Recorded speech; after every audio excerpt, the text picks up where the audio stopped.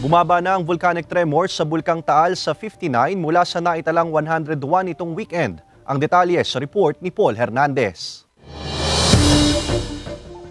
Sa malayuan, aninag ang kabuuan ng Bulkang Taal kaninang umaga. Mataas ang sikat ng araw at walang nabuong makapal na kaulapan sa paligid nito. Hindi katulad ng mga nakaraang araw, kapansin-pansin na hindi nakikita ang usok na lumalabas sa bunganga nito. Sa nakalipas na 24 oras, naitala ang 59 na volcanic tremors dito. Mas mababa ang bilang kumpara noong Sabado sa 101 na mahihinang pagyanig. Ang tanong ng ilan, may koneksyon ba ang tila mababang degasing activity ng Taal sa mataas na bilang ng volcanic tremors?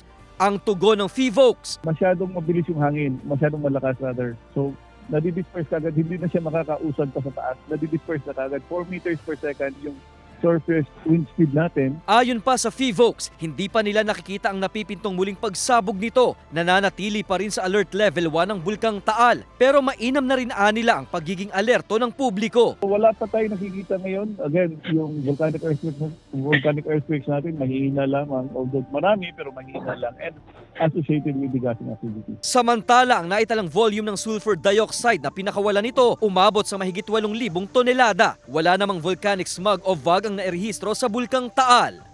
Kasama si Buhay Aldante Jr., Paul Hernandez. Balitang Southern Tagalog.